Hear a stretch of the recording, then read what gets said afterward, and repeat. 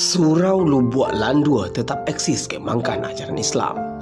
Ketika berkunjung ke Pasaman Barat, kita tentunya tidak bisa mengesampingkan salah satu peninggalan yang bersejarah, yakni Surau Lubuk Landua, yang dikenal salah satu tempat pengembangan ajaran Islam yang tetap eksis hingga saat ini.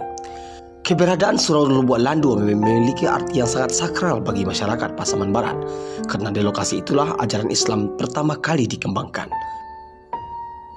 Melihat bangunan Surau Lubuk Landua seolah-olah kita tidak percaya, ternyata usia surau tersebut sudah mencapai 89 tahun. Sejak tahun 1921, dengan usia yang sudah mendekati 1 abad, surau ini tetap kokoh berdiri meskipun masih berdindingan papan. Surau Lubuk Landua merupakan salah satu surau yang terletak di Jorong Lubuk Landua, Kecamatan Pasaman, Kabupaten Pasaman Barat. Lokasi tersebut berjarak kurang lebih 10 km dari pusat kota Simpang Empat. Menurut sejarah, kabarnya penyebaran agama Islam di Pasaman Barat salah satunya berada di Lubuk Landua, dan ini dibuktikan dengan sejarah surau tua yang masih tetap berdiri kokoh hingga saat ini. Menurut Syekh Mustafa Kamal, yang merupakan Syekh keempat dari generasi Syekh Lubuk Landua, mengatakan surau ini telah ada sejak tahun 1921 silam, yang didirikan oleh Buya Lubuk Landua yang pertama, yakni Syekh Maulana Muhammad Basir. Kepemimpinan Syekh Lubuk Landua hingga saat ini terus berganti menurut keturunan yang ada. Pada masa kepemimpinan Syekh Maulana Muhammad Basir, pembelajaran Islam lebih difokuskan pada pengembangan ilmu tasawuf dan tarekat. Murid dari Syekh ini diperkirakan berjumlah ratusan ribu yang tersebar di seluruh Sumatera.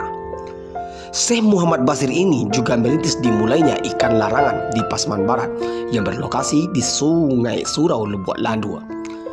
Beliau wafat pada tahun 1921 dalam usia 122 tahun.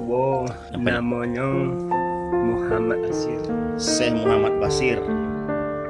Wafatnya Buya Lubuk Landua yang pertama, kepemimpinan surau serta penyebaran agama Islam ini diamanahkan dan dilanjutkan kepada Buya Lubuk Landua II atau dinamakan dengan Syekh Muhammad Yamin. Namun kepemimpinan beliau tidak berlangsung lama, karena pada tahun 1927 Syekh Lubuk Landua yang kedua berpulang ke rahmatullah. Syekh Abdul Majid Khalidi menjadi penerus kepemimpinan Syekh Lubuk Landua yang selama kurang lebih 57 tahun. Karena pada tahun 1984 beliau dipanggil oleh Allah Subhanahu wa taala.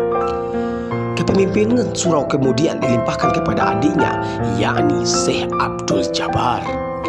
Beliau memimpin surau ini hanya lebih kurang sekitar 7 tahun sebelum pada wafat pada tahun 1991. Kepemimpinan surau dilanjutkan oleh Buya Bahri hingga tahun 2008, dan kemudian diamanahkan Syekh kepada Syekh Mustafa Kamal yang hingga kini masih memimpin surau dalam mengembangkan para jamaah mendalami Islam sesuai dengan tuntunan Al-Quran dan Sunnah Rasul.